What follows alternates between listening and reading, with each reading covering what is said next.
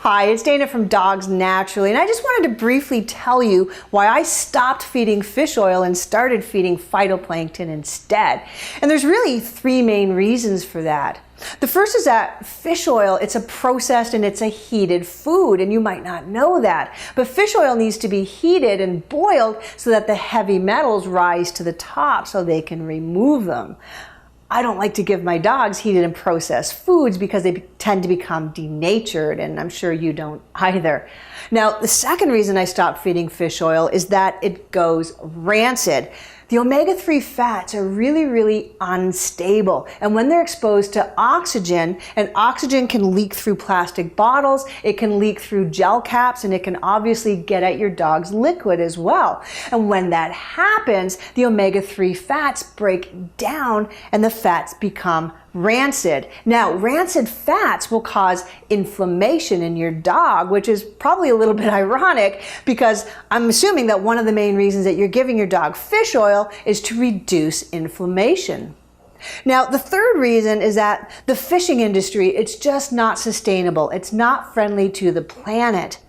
Phytoplankton can be grown on land in filtered ocean water, so we don't have to worry about the issue of sustainability. And because the phytoplankton isn't processed, it's not as likely to go as rancid as quickly. The omega-3 fats in it are a little bit more stable.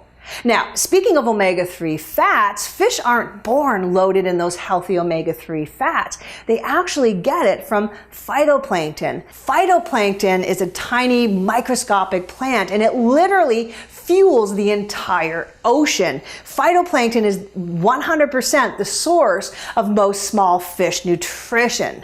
So why not cut out the middleman? Why deal with the dangers of heavy metals and processed foods with fish and fish oil when you can just cut out the middleman and feed Phyto Synergy directly to your dog? Now, I mentioned that phytoplankton is a tiny little molecule, and that's great if your dog has trouble assimilating food. So if he has digestive issues, if he's a senior dog, or if he has cancer, then phytoplankton is a really good idea to add to his diet. And the reason is those molecules are so small, they don't need to be digested and absorbed by your dog. They're small enough to enter the cells directly and fuel the cells all by themselves.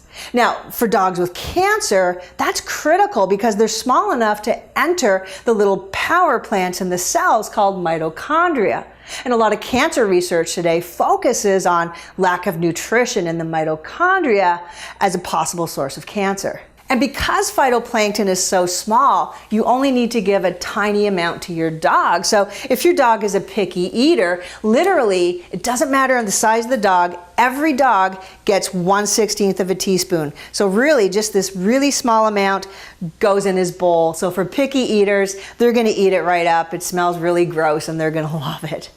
Now, each bottle of phytoplankton, regardless of the size of your dog, will give you a 30-day supply. It's small, it's easy to feed, it's healthy, and it's almost complete nutrition. So that's why I feed it to my dogs, and I hope you start thinking about giving it to your dogs as well.